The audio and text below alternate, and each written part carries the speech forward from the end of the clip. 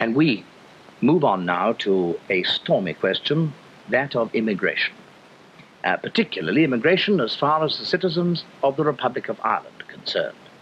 Now, the government is facing in this connection an awkward problem. Should they, as citizens of the Republic of Ireland, be admitted freely to this country if citizens of the Commonwealth are being restricted?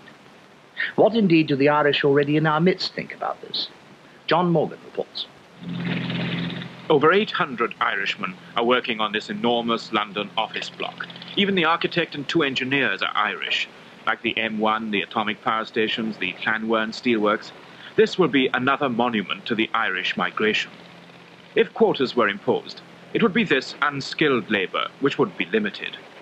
Last year, 70,000 sailed across the Irish Channel looking for work. Most will stay, but some will go back before they have to pay British income tax. The historic, bitter struggle for independence, which eventually took Éire out of the Commonwealth, makes no difference to the migration. Building work especially has an Irish accent. Mr. Murray, you're the works manager on the site here, and I gather that 80% of your labour is Irish. Now, why are they so attractive to you, or the jobs so attractive to them? Well, I think money is the first, number one. They like big money. They like to travel. They don't mind the conditions we work under. When we move from this job to another job, they'll come with us. Won't English people do that? Well, I don't think so. They prefer a steady job, or they like to work in the district they're in. With the Irishman, he's already away from home, and to travel on to another town, it doesn't make much difference to him. One town's the same as another. What is there that's so attractive to the Irish about the building industry? Well, of course, the pay is good, and shall we say, you find many more men of brawn than men of brain, perhaps. And they seem to stick at it once they start. You rarely find fellows forsaking it for other employment. Do you think that the British government would be reasonable in restricting immigration from Éire? Well, I should say that, seeing it's the Englishman's country, one must allow him a great deal of latitude in who he admits or bars. One hears a lot of talk about hooliganism among the Irish. Now, is this justified? It's something I've often felt strongly about. I think that everybody notices the drunken Irishman who picks a row outside a pub. But the dozen fellows that walk quietly along the street, nobody says he's an Irishman. The problems lonely or penniless Irish immigrants face won't be found here because the work is steady. This block is already 29 stories high, built at the rate of 1 story a week. 47 of the 50 men who do the dangerous work of scaffolding are Irish. They work 7 days a week and earn up to £30 high above Westminster Cathedral, the church of their faith. Excuse me, I interrupt you. Oh. Do you think that the Irish, like yourself, have any more right to be here than any other people? I don't think so. You don't think so? No. Why not? Well, why should they? No more than any of them. Well, you think you're a sort of foreigner here, do you? Well, I suppose they are. What about you? Oh, I think I've just as much right to be here now as anybody else. How would you feel if a bill were introduced limiting immigration from Ireland to this country? Oh, I wouldn't feel too good about it. I don't think it's a good thing, really. Wouldn't be for either country, anyways, because the Irish are needed over here a lot, I think, in the building trade. Mostly in hospitals, the Irish nurses, definitely mostly hospitals here, and I don't see how you could do without them. But you know, the Irish have got a reputation in London for fighting and for brawling. They're a bit high-spirited, I suppose, but they don't do much damage. They seldom hear them using a knife or shooting people or much like that, do you? Or do they just thump them? They just have a crack and have a few drinks.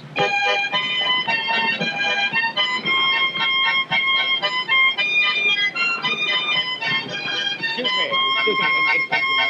Could I interrupt you? Sorry to interrupt you. All right, sorry.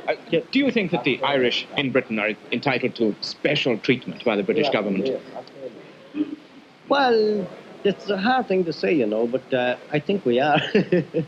Would you yourself go back to Ireland now if you had a job there? Yes, I certainly would.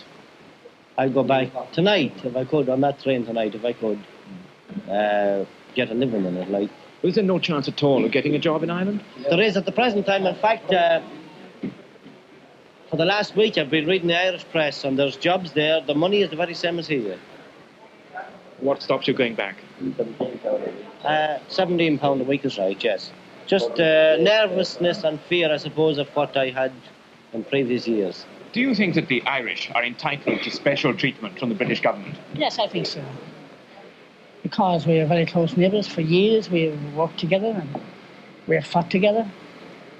And after all, we had many VCs in the last war. If you come into a pub, any pub you like to, you'll find Irish staff. Go to where there's rough buildings and you'll find 90%, I should say, of Irish. 95. And I work for a firm that employs some 1,200. I can't mention the name. And the governor prefers Irish there. Why? Because they're better workers. Do you think that the Irish are entitled to special treatment from the British government? Well, as they're such close neighbours, I think they're entitled to perhaps a little more than other Commonwealth countries. Even though Ireland isn't a Commonwealth country? Well, they did have the 6 counties is a member of the United Kingdom, so therefore they do have special privilege, and you can hardly cut off the Republic of Ireland from 6 counties, so therefore, as they're such close neighbours, I think they should have that treatment. Do you agree with that? Yes, I do. Well, most of us over here feel that the British have a moral debt to the Irish, a moral debt as heavy as it is to the other parts of the Commonwealth. On what grounds did you say? Well, because of historical domination of Ireland, historical, political and economic.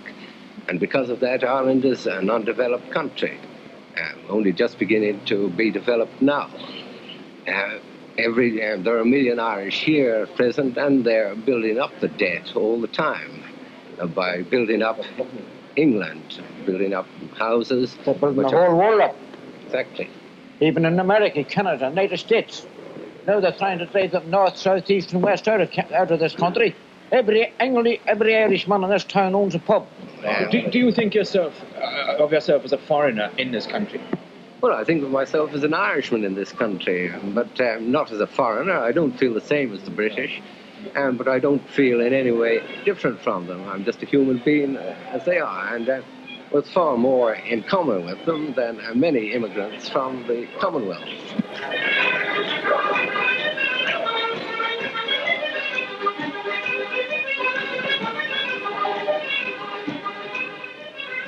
The million Irish who live in Britain find it hard to see themselves as any different from us. The irony of the present debate is that we find it harder to take the same attitude to other, equally musical migrants who are part of the Commonwealth.